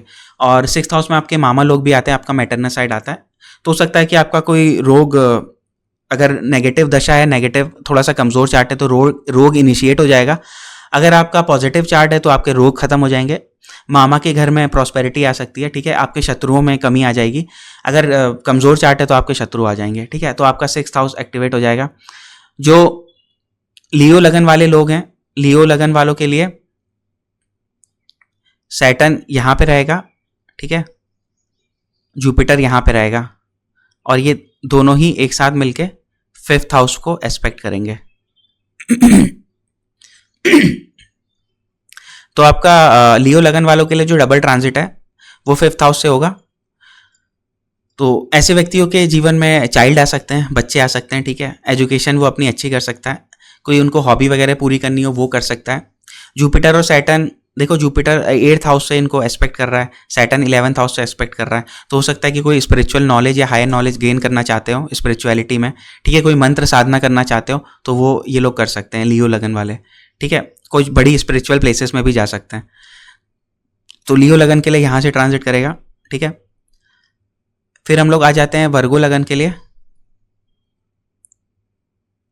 तो वर्गो लगन के लिए क्या है कि वर्गो लगन के लिए सैटर्न यहाँ पे देखेगा और जुपिटर यहाँ से यहाँ पे देखेगा, ठीक है, तो 4th हाउस को एस्पेक्ट कर रहे हैं, तो ऐसे लोगों का घर बन सकता है, ठीक है, जो भी वर्गो लगन वाले लोग हैं जो बहुत टाइम से घर बनाने के लिए सोच रहे हैं, ऐसे लोगों का घर बन सकता है। और ऐसे लोग एक घर से दूसरे घर में शिफ्ट भी हो सकते हैं, या एक जगह से दूसरी जगह में शिफ्ट भी हो सकते हैं, क्योंकि ये सैटर्न जो है ना वो थोड़ा सेपरेटिव प्लैनेट है, और 4th हाउस में उसकी दृष्टि आएगी तो आपको घर से सेपरेट भी कर सकता है। और अगर आपकी दशा कंफर्टेबल है तो आपको जैसे एक सिटी से दूसरी सिटी में शिफ्ट कर देगा। अब जुपिटर का भी यहाँ पे 4th हाउस में एस्पेक्ट है, तो वो जो भी आपकी शिफ्टिंग होगी वो अच्छे के लिए होगी, ऐसा कुछ बुरे के लिए नहीं होगी, क्योंकि जुपिटर का एस्पेक्ट है वहाँ पे। ठीक है, तो घर से रिलेटेड, मदर से रिलेटेड, मदर लैंड से रिलेटेड, आपके व्हीकल से रिलेटेड कुछ ना कुछ इंपॉर्टेंट इवेंट आपको देखने को मिलेगा, ठीक है। अगर हम लोग लिब्रा लगन की बात करते हैं तो लिब्रा लगन के लिए ये ट्रांजिट यहाँ पे आएगा, ठीक है, तो डबल ट्रांजिट जो होगा वो आपका इस हाउस में फॉल करेगा, ठीक है, सैटर्न यहाँ से देखेगा, यहाँ से जुपिटर देखेगा, तो 3rd हाउस मतलब कि आपका ट्रैवल, आपके सिबलिंग्स, ठीक है, आपके अंदर किसी तरीके का कोई टैलेंट है, आप राइटिंग करते हो, आप पोएट्री लिखते हो, तो उन सारी चीज़ों में ये कुछ ना कुछ आपको जीवन में एडवांसमेंट देगा, ठीक है। स्कॉर्पियो लगन के लिए सैटर्न यहाँ पे आ जाएगा, ठीक है, जुपिटर यहाँ पे आ जाएगा, ठीक है, तो दोनों प्लैनेट यहाँ पे देखेंगे, तो 2nd हाउस बहुत इंपॉर्टेंट हो जाएगा आपके लिए। तो 2nd हाउस अगेन आपका घर है, आपकी फैमिली है, आपके घर में कुछ मेजर इवेंट हो सकता है ना, आपकी फैमिली वाले, आपको कुछ ऐसी घटनाएं हो सकती हैं जो आपको फैमिली से दूर ले जाएं, क्योंकि सैटर्न देख रहा है, कुछ ऐसी घटनाएं हो सकती है जो आपके घर में फैमिली का कुछ गैदरिंग हो, जैसे शादी वगैरह हो गया, ठीक है, क्योंकि जुपिटर की भी दृष्टि है, तो कुछ ना कुछ 2nd हाउस से रिलेटेड अच्छी चीज़ें होंगी। फिर इधर आ जाते हैं, तो इसमें जो ये प्लैनेट देखेंगे वो आपके लगन को देखेंगे, ठीक है। सैटर्न यहाँ से देखेगा और जुपिटर यहाँ से देखेगा, सेजिटेरियस लगन वालों के लिए। तो जब लगन को देखते हैं तो जनरली जुपिटर देख रहा है तो ऐसा व्यक्ति थोड़ा मोटा हो सकता है, फैट गेन कर लेगा, लेकिन उसके अंदर विजडम, स्पिरिचुअल नॉलेज बढ़ेगी। और सैटर्न देख रहा है तो लगन को सैटर्न देखता है तो वो थोड़ा सा हेल्थ इशू क्रिएट करता है, तो वो चीज़ अच्छी नहीं है, ठीक है। तो पॉजिटिव नेगेटिव दोनों ही है। कैप्रिकॉन लगन के लिए अगर हम देखें तो जुपिटर और सैटर्न दोनों 12th हाउस पर दृष्टि डालेंगे, तो कैप्रिकॉन लगन के लिए अच्छा चांस है कि 12th हाउस से रिलेटेड चीज़ों को वो करे। अगर ऐसा व्यक्ति कोई डॉक्टर वगैरह है तो वो अस्पताल वगैरह अपना ओपन कर सकता है। ऐसा अगर कोई व्यक्ति एमएनसी वगैरह में है तो वो फॉरेन जाने के लिए ट्राई कर सकता है, 12th हाउस है। अगर ऐसे लोगों की दशा चल रही हो तो वो खराब दशा चल रही हो तो वो हॉस्पिटल वगैरह में एडमिट हो सकते हैं। ऐसे व्यक्ति बड़े पिलग्रिमेज स्थानों पे जा सकता है, ठीक है, जो दूर दूर होते हैं या फॉरेन में होते हैं, तो उनके लिए ये अच्छा है। उसके बाद अगर हम एक्वेरियस साइन की बात करें तो सैटर्न आपका यहाँ पे आ जाएगा, जुपिटर आपका यहाँ पे आ जाएगा, तो दोनों ही 11th हाउस को देखेंगे, तो अच्छा है ये। 11th हाउस आपके गेंस का होता है, तो अगर आप किसी भी तरीके के गेंस के लिए बहुत टाइम से इंतज़ार कर रहे हो, आपका घर कहीं पे फंसा हुआ है, ठीक है, आपका कोई भी बिजनेस अटक रहा है, स्टार्ट नहीं हो पा रहा, आप किसी जॉब की तलाश में से किसी भी, या आप किसी डॉक्यूमेंट की तलाश में थे जो आपको मिलने वाली है, ठीक है, तो वो आपको मिल जाएगा, ठीक है, क्योंकि 11th हाउस गेंस का होता है। 11th हाउस में आपके एल्डर सिबलिंग्स भी आते हैं, तो एल्डर सिबलिंग से रिलेटेड कुछ इंपॉर्टेंट इवेंट उनकी लाइफ में होगा, ठीक है। फिर अगर हम पाइसेस की बात करें तो सैटर्न लगन में ही आ रहा है ना, और जुपिटर यहाँ पे आ रहा है आपका 4th हाउस में, तो दोनों मिलके आपके 10th हाउस को देखेंगे। तो पाइसेस वालों को थोड़ा ये लेजी बना देगा, क्योंकि सैटर्न लगन में आ रहा है तो पाइसेस वाले थोड़े से लेजी हो जाएंगे, ऑब्वियसली सैटर्न लगन से गुजरता है तो लेजीनेस लाता है। और अगर बाकी प्लैनेट थोड़ा सपोर्ट करेंगे, मंगल शनि, तो ऐसा व्यक्ति वर्कहोलिक हो जाएगा, बहुत ज़्यादा काम करेगा। अब ये जुपिटर और सैटर्न दोनों प्लैनेट मिलके आपके 10th हाउस को देखेंगे, तो पाइसेस लगन वालों के लिए ये टाइम करियर में एडवांसमेंट का काफ़ी अच्छा है, ठीक है। तो इस तरीके से डबल ट्रांजिट के बेसिस पे आप डायरेक्ट प्रिडिक्शन कर सकते हो कि किस लगन वालों के लिए कौन सा हाउस जुपिटर और सैटर्न के थ्रू डायरेक्टली एक्टिव हो रहा है, ठीक है, और उस हाउस से रिलेटेड आप प्रिडिक्शन कर सकते हो, ठीक है। सेम चीज़, अब मैंने इसलिए शुरू में बोला था आप ये वीडियो पूरी देखना, कि सेम चीज़ आप अभी देखो, जुपिटर बहुत जल्दी अक्टूबर में कैंसर में चले जाएगा, तो सेम चीज़ आप कैंसर राशि के लिए भी अप्लाई कर सकते हो। जैसे मैं अगर आपको एक छोटा सा एग्जाम्पल दे के बताऊं, मान लो हमारे पास एक ही चार्ट है, एक व्यक्ति का चार्ट है, ठीक है, हमारे पास ये चार्ट है पाइसेस, मान लो पाइसेस लगन का चार्ट है, ठीक है, दोनों का पाइसेस लगन है, दोनों का सैटर्न यहां पे है। अब सैटर्न तो यहां पे 2.5 साल के लिए रहेगा भाई, लेकिन जुपिटर क्या है, जुपिटर मई से अक्टूबर में तो यहां पे रहेगा, ठीक है, लेकिन अक्टूबर के बाद वो कैंसर में शिफ्ट हो जाएगा थोड़े टाइम के लिए, ठीक है। तो अब हम ये बोल सकते हैं कि जो ये वाला व्यक्ति है, इसके लिए क्या है कि कुछ टाइम के लिए तो इसका करियर में कुछ इंपॉर्टेंट इवेंट घटित हो जाएंगे, क्योंकि सैटर्न भी इधर देख रहा है, जुपिटर भी इधर देख रहा है, ठीक है। लेकिन जब जुपिटर इधर खिसक जाएगा तो ये एक साथ किस हाउस को देखेंगे, जुपिटर जब यहाँ पे आ गया तो ये एक साथ किस हाउस को इन्फ्लुएंस करेंगे। अब जो डबल ट्रांजिट है वो इस व्यक्ति के लिए लगन में ही है, ठीक है, क्योंकि सैटर्न वहां पे बैठा हुआ है और जुपिटर वहां पे देख रहा है, ठीक है। तो कुछ टाइम के लिए, तो जैसे मई से अगर हम अक्टूबर की बात करें, अक्टूबर स्टार्टिंग की, तो इसके लिए करियर बहुत इंपॉर्टेंट है, लेकिन थोड़े समय के लिए अक्टूबर के टाइम में इसके लिए लगन बहुत इंपॉर्टेंट हो जाएगा। उसके लिए उसका हेल्थ, उसकी पर्सनालिटी, ठीक है, उसका स्टेटस, वो चीज़ उसके लिए काफ़ी ज़्यादा इंपॉर्टेंट हो जाएगा, ठीक है। यही चीज़ अगर हम, मान लो मैं आपको एक और एग्जांपल देके किसी दूसरे लगन वाले के लिए बता देता हूं, जैसे कि सपोज कर लो कि टॉरस लगन है, ठीक है।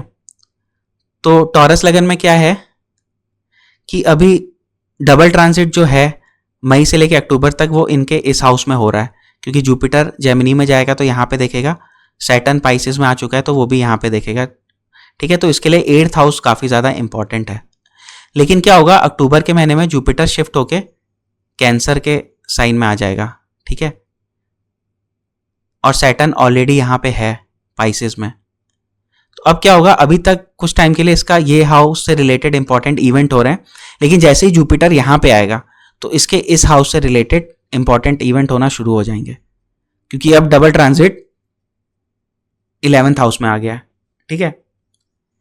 तो इस तरीके से एक बार आपको एक कॉन्सेप्ट आ गया कि डबल ट्रांजिट किसे कहते हैं, जुपिटर और सैटर्न के एक साथ किसी हाउस में इन्फ्लुएंस करने को कहते हैं, चाहे वो बैठ के आए चाहे वो दृष्टि डालने पे आए। तो आप लोग ये देख पाओगे कि आपके जीवन में किस हाउस में क्या चीज़ें आती हैं और उस हाउस की कौन सी चीज़ें कितने टाइम के लिए एक्टिव हैं, ठीक है। इसीलिए मैंने बोला था कि अगर आप लोग वीडियो देखना तो पूरी देखना, ठीक है। तो ये होपफुली आपको समझ में आया होगा कि लगन से कैसे देखते हैं और चंद्र राशि से कैसे देखते हैं, ठीक है। उसके बाद हमारे पास जो इम्पोर्टेंट चीज़ है, एक तो ये है, ठीक है, इसमें आपका कौन सी राशि इन्वॉल्व्ड है, तो आप चंद्र राशि से काउंट कर लोगे। चंद्र राशि से अगर 3rd हाउस में सैटर्न जाता है, 6th में, 10th में, 11th में जाता है, तो वो करियर के लिए अच्छा माना गया है, वो सैटर्न का अच्छा ट्रांजिट माना गया है। जिसमें से 6th हाउस वाला जो ट्रांजिट है वो थोड़ा मदर के लिए अच्छा नहीं होता। लगन वाला मैंने आपको एग्जाम्पल देके बताया ही है, ठीक है। चंद्रमा वाला हो ही गया है। दूसरे प्लैनेट किस तरीके से पोजिटेड होते हैं, उसके क्या इफेक्ट होता है, ये मैंने आपको एक बार ब्रीफली बता दिया है, ठीक है। उसमें नक्षत्र भी आ जाते हैं, नक्षत्र अभी मैं आपको नेक्स्ट वीडियो में बता दूंगा, अदरवाइज बहुत बड़ी वीडियो हो जाएगी। अभी मुझे ये भी नहीं पता ये कितनी देर की बनी है, ठीक है। नवमांश काफ़ी ज़्यादा इंपॉर्टेंट होता है। नवमांश में, चलो नवमांश भी नेक्स्ट वीडियो में ही बताऊंगा, वरना बहुत बड़ी वीडियो बन जाएगी, ठीक है। डिग्रीज बहुत ज़्यादा इंपॉर्टेंट होती है। डिग्री में क्या होता है कि जब भी आपका जैसे प्लैनेट ट्रांजिट करा है ना, तो जब वो उस पर्टिकुलर डिग्री से होके गुजरेगा जो आपका असेंडेंट का डिग्री है, ठीक है। जैसे मान लो मैंने कहा कि सैटर्न आपका पाइसेस से गुजर रहा है, ठीक है, और यहाँ पे सूर्य बैठा हुआ है, ठीक है, और असेंडेंट है आपका 17 डिग्री पे, ठीक है।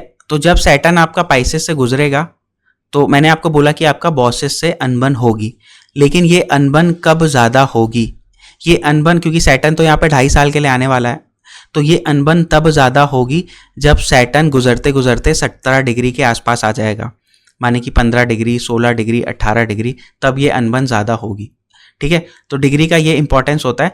जब भी, मतलब इसका रूल ये है कि जब भी कोई ग्रह किसी हाउस में, किसी राशि में जाता है, तो वो जब असेंडेंट की डिग्री जितनी भी होगी उस राशि के आसपास आ जाता है, तो उस हाउस में जो वो इवेंट देने वाला होता है, वो इवेंट उस टाइम पे सबसे ज़्यादा फ्रक्टिफाई होता है, ठीक है।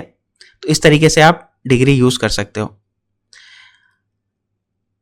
एनी प्लैनेट इन रेट्रोग्रेशन, अब रेट्रोग्रेशन का प्लैनेट बहुत ज़्यादा इंपॉर्टेंट हो जाता है। ये वाला पॉइंट उन लोगों के लिए इंपॉर्टेंट है जिनके चार्ट में कोई रेट्रोग्रेड प्लैनेट है और वो इन ट्रांजिट वाली राशियों में बैठे हैं। जैसे मान लो कि सैटर्न हमारा पाइसेस में आ रहा है या आ गया है, ठीक है। अब पाइसेस में आपका अगर कोई प्लैनेट रेट्रो होके बैठा होगा, ठीक है, तो उस प्लैनेट से रिलेटेड चीज़ें आपके जीवन में बहुत ज़्यादा इन्फ्लुएंस डालेंगी, और वो प्लैनेट किस हाउस का लॉर्ड है ये भी आपको बहुत ज़्यादा इन्फ्लुएंस करेगा। मैं एक आपको एग्जांपल दे देता हूँ। मान लो जैसे मैंने कहा कि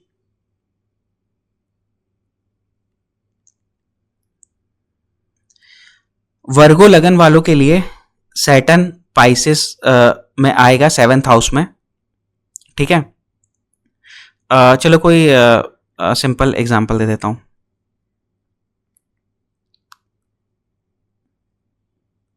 जेमिनी लगन वालों के लिए,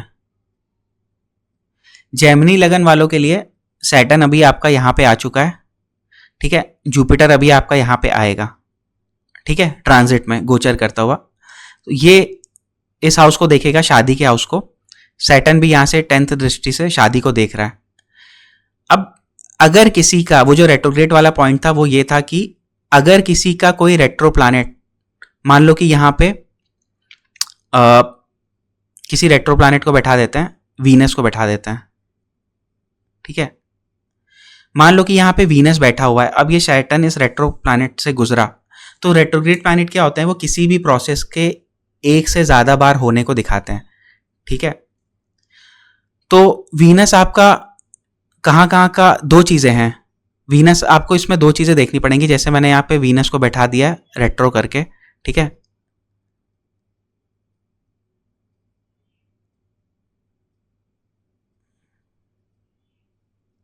तो यहाँ पे आपको क्या देखना है, आपने जो सबसे पहले प्रिडिक्शन किया, एक बेसिक प्रिडिक्शन की जुपिटर और सैटर्न दोनों 7th हाउस को देख रहे हैं, तो इस व्यक्ति के शादी होने के चांसेस हैं, ठीक है, या इस व्यक्ति का कुछ बिजनेस ग्रो करने के या स्टार्ट होने के चांसेस बन गए, ठीक है। अब आपने देखा कि वीनस यहाँ पे रेट्रोग्रेड बैठा हुआ है, तो मैंने बताया था कि जब भी वीनस का इन्वॉल्वमेंट होता है तो शादी होती है या किसी की बेटी हो सकती है। अब आपको ये देखना है कि वीनस किन लाइफ में किन चीज़ों को दिखाता है, शादी को दिखाता है, वाइफ को दिखाता है, बेटी को दिखाता है, आपके घर को दिखाता है। तो इन चीज़ों पे ये अफेक्ट करेगा। मतलब कि आप शादी के लिए जा रहे हैं तो कहीं पे बात चली फिर रुक गई, फिर आप दोबारा शादी के लिए बात गए, कहीं पे बात चली फिर रुक गई, या आप घर लेने गए, कहीं पे बात चली रुक गई, या आप बिजनेस के लिए गए, कहीं पे बिजनेस की मीटिंग हुई फिर रुक गई, फिर दोबारा बिजनेस के लिए मीटिंग हुई, ठीक है। तो रेट्रोग्रेड से क्या हुआ, बार बार वो प्रोसेस का चेंज हो गया, मतलब आप रिपीटेड प्रोसेस में चले गए, ठीक है। दूसरा आपको ये देखना है कि ये जो प्लैनेट यहाँ पे रेट्रो होके बैठा हुआ है, ठीक है, जहाँ से भी ये डबल ट्रांजिट हो रहा है, या जहाँ अगर ये प्लैनेट यहाँ पे भी बैठे हो, तो आपको ये देखना है कि ये जो प्लैनेट है वो कहाँ कहाँ का लॉर्ड है। ये 12th हाउस का लॉर्ड है और 5th हाउस का लॉर्ड है। मतलब आपके चाइल्ड से रिलेटेड चीज़ों में भी रेट्रोग्रेशन का इफेक्ट आ सकता है, आपके फॉरेन रिलेटेड चीज़ों में भी रेट्रोग्रेशन का इफेक्ट आएगा, ठीक है। तो ये एक आपको रेट्रोग्रेड वाली चीज़ों में ध्यान करके रखना है, ठीक है। उसके बाद ये हमारा एक लास्ट पॉइंट है, अष्टक वर्गा पॉइंट्स और मूर्ति निर्णय। इसको मैं आपको एक जल्दी से बता देता हूँ, ये भी आपके लिए बहुत इंपॉर्टेंस रखते हैं। देखो अष्टक वर्ग का पॉइंट क्या होता है, आप सिंपली समझ लो, हर हाउस को, मैं ज़्यादा इसमें डिस्क्राइब नहीं करूँगा वरना बहुत देर हो जाएगी, ठीक है। हर हाउस को कुछ पॉइंट्स मिले रहते हैं, जो कि ये वाला जो मेरे पास सॉफ्टवेयर है इसमें यहाँ पे लिखे हुए हैं, ठीक है। जैसे कि आप देखो 17 पॉइंट है, यहाँ पे 29 है, यहाँ पे 28 है, यहाँ पे 25 है, यहाँ पे 28 है, ठीक है, यहाँ पे 27 है, यहाँ पे 33 है। तो अष्टक वर्ग का पॉइंट्स क्या होते हैं, अप्रॉक्सीमेटली 28 से ऊपर अच्छे माने जाते हैं, 28 से नीचे अच्छे नहीं माने जाते। तो अगर कोई भी ग्रह कहीं से ट्रांजिट कर रहा होता है, जैसे अगर हम इस चार्ट के को देख लें एग्जाम्पल के तौर पे, तो यहाँ पे हमारा पाइसेस साइन है, पाइसेस साइन में हमारा सैटर्न आ गया है, तो सैटर्न के अष्टक वर्ग का पॉइंट कैसे हैं, 25 है। तो सैटर्न के यहाँ पे अष्टक वर्ग पॉइंट इस हाउस के कम है 25। तो सैटर्न यहाँ पे जो भी रिजल्ट देने वाला होगा उसमें कुछ ना कुछ कमी आ जाएगी बिकॉज ऑफ लो अष्टक वर्ग पॉइंट्स। अष्टक वर्ग एस्ट्रोलॉजी का एक अलग ही पूरा आप समझते हो जॉनरा है, ठीक है। बट मैंने आपको यहाँ पे सिर्फ इस चीज़ को बताने के लिए बताया है कि ट्रांजिट में क्या क्या चीज़ें यूज़ होती हैं। जो शुरू में आपको चीज़ें बताई थी उनके अलावा आपको ये भी यूज़ होता है कि अष्टक वर्ग पॉइंट्स, ठीक है। किसी भी सॉफ्टवेयर में अष्टक वर्ग पॉइंट्स आपको लिखे हुए मिल जाएंगे, ठीक है। अष्टक वर्ग पॉइंट ऐसे अगर आप किसी सॉफ्टवेयर में जाओगे ना तो ऐसे हाउसेस में लिखे हुए मिल जाएंगे। जैसे यहाँ पे देख लो कि 17 पॉइंट दिए हुए हैं इस हाउस को, फर्स्ट हाउस को 29 है। तो जब भी कोई प्लैनेट ऐसी जगह से गुजरता है जहाँ पे अष्टक वर्ग पॉइंट से बहुत ज़्यादा होते हैं तो उस हाउस की चीज़ों में वो हाई इंटेंसिटी से रिजल्ट देने की और अच्छे रिजल्ट देने की कोशिश करता है। जिस हाउस के अष्टक वर्ग पॉइंट्स कम होते हैं उस हाउस में वो प्लैनेट नेगेटिव रिजल्ट्स को देने का ज़्यादा मतलब नेगेटिव रिजल्ट्स को ज़्यादा देने की कैपेबिलिटी रखता है, ठीक है। तो ये एक मैंने खाली आपको पॉइंट बता दिया कि ऐसा भी होता है, ठीक है। बाकी अष्टक वर्ग में हम इसमें कुछ कवर नहीं कर रहे हैं, तो बहुत लंबा टॉपिक है, अलग से ही एस्ट्रोलॉजी का एक टॉपिक है, इसको काफ़ी सीखना पड़ता है, ठीक है। तो बेसिकली क्या होता है अष्टक वर्ग, आप सिंपल में समझो कि कुंडली में हर हाउस को कुछ पॉइंट्स मिले होते हैं, वो पॉइंट्स कम या ज़्यादा होते हैं, उसका जो एक बेसिक एवरेज है पॉइंट्स के अच्छे और बुरा होने का वो 28 है। 28 से ऊपर अगर पॉइंट्स मिले होते हैं तो वो हाउस में ट्रांजिट अच्छा माना जाता है। 28 से नीचे अगर पॉइंट मिले होते हैं, जितना नीचे जाएगा जैसे 26 27 भी ठीक है, बट और नीचे चले जाएगा 17 18 19 20 तो वो उस हाउस से ट्रांजिट अच्छा नहीं माना जाता, ठीक है। तो कोई भी ग्रह अगर किसी हाउस से ट्रांजिट कर रहा है तो आप उसको देख लीजिए कि आपके हाउस को कितने अष्टक वर्ग पॉइंट्स मिले हुए हैं, ठीक है। तो उस हिसाब से आप उस ट्रांजिट में नेगेटिव और पॉजिटिव पॉइंट का एड ऑन कर सकते हैं, प्लस माइनस कर सकते हैं, ठीक है। तो यही अष्टक वर्ग होता है। उसके अलावा एक लास्ट में एक चीज़ आपको मैं और बता देता हूँ, जिसको मैंने यहाँ पे लिखा हुआ है मूर्ति निर्णय, ठीक है। ये बहुत कम एस्ट्रोलॉजर फॉलो करते हैं, बट ये काफ़ी इंपॉर्टेंट ये भी होता है। मूर्ति निर्णय बहुत छोटा सा कॉन्सेप्ट है, ठीक है। मूर्ति निर्णय क्या होता है? देखो, मूर्ति निर्णय को आप समझो, बहुत सिंपल होता है। जिस दिन ग्रह एक राशि से दूसरी राशि में जा रहा होता है, ठीक है, मान लो सैटर्न हमारा पाइसिस में गया, यहां पे मैंने नीचे लिख रखा है 29 मार्च 2025 को 8:19 पे, ठीक है। उससे पहले सैटर्न हमारा एक्वेरियस में था, तो सैटर्न हमारा एक्वेरियस से पाइसिस में गया 29 मार्च 2025 को 8:19 पे, ठीक है। तो जब ये सैटर्न ने राशि बदली, उस टाइम पे आपको देखना है कि आपके बर्थ चार्ट के चंद्रमा से इस टाइम का चंद्रमा किधर पे है, ठीक है। जैसे कि 29 मार्च 2025 को सैटर्न एक्वेरियस से पाइसिस में गया और उस दिन का चंद्रमा मैंने यहाँ पे मेंशन भी कर रखा है, उस दिन का चंद्रमा पाइसिस में था, मतलब चंद्रमा भी यहीं पे था, ठीक है। अब आपको देखना है कि ये चंद्रमा आपकी कुंडली के चंद्रमा से किस प्लेस में फॉल करता है, ठीक है। मान लो किसी का चंद्रमा यहाँ पे है 12 1 2 3 4, मान लो किसी का चंद्रमा कर्क राशि में है, तो कर्क राशि से देखने पे ये चंद्रमा 9th पोजीशन पे आता है, ठीक है। तो अब यहां पे देख लो 9th पोजीशन कहां पे है, ये तो इसको बोलते हैं, मतलब ये हिंदी में दिया हुआ है, रजत मतलब होता है सिल्वर, ठीक है। स्वर्ण मतलब गोल्ड, रजत मतलब सिल्वर, ताम्र मतलब कॉपर, लोहा मतलब आयरन, ठीक है। तो गोल्ड पे अगर फॉल कर रहा होगा, मतलब कि जो आपका ट्रांजिट का चंद्रमा है वो आपके बर्थ टाइम के चंद्रमा से 1/6 या 11th प्लेस पर फॉल कर रहा होगा, तो उसको बोलते हैं, इसका जो मूर्ति है, ठीक है, वो है गोल्ड मूर्ति, मतलब कि ऐसा ट्रांजिट अच्छा माना जाएगा। तो ये भी अगेन एक पॉइंट है बस, कि आपको आपका ट्रांजिट अच्छा होगा या बुरा होगा आपकी जिंदगी के लिए, ठीक है। तो वो ट्रांजिट अच्छा माना जाएगा।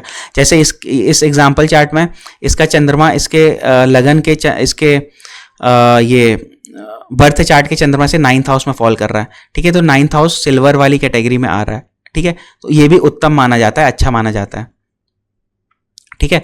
मान लो जो लियो वाले हैं, जिनका लियो राशि है, ठीक है, लियो राशि के लिए क्या है, ठीक है। तो देखना कैसे है कि आपने देखा कि शनि हमारा या कोई भी ग्रह, ये हर ग्रह के लिए एप्लीकेबल होता है, शनि जुपिटर राहु केतु सबके लिए, ठीक है।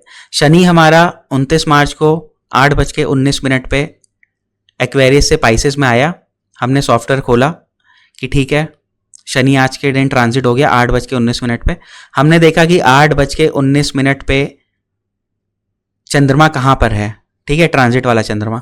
अब कोइंसिडेंटली चंद्रमा पाइसेस में ही है, ठीक है। अब हम अपनी राशि से काउंट करेंगे, बर्थ चार्ट की राशि से, कि ये चंद्रमा कितने प्लेसेस पे है। अब जैसे जिसका लियो साइन होगा, तो लियो साइन वालों के लिए ये चंद्रमा 1 2 3 4 5 6 7 8th प्लेस में आ गया, ठीक है।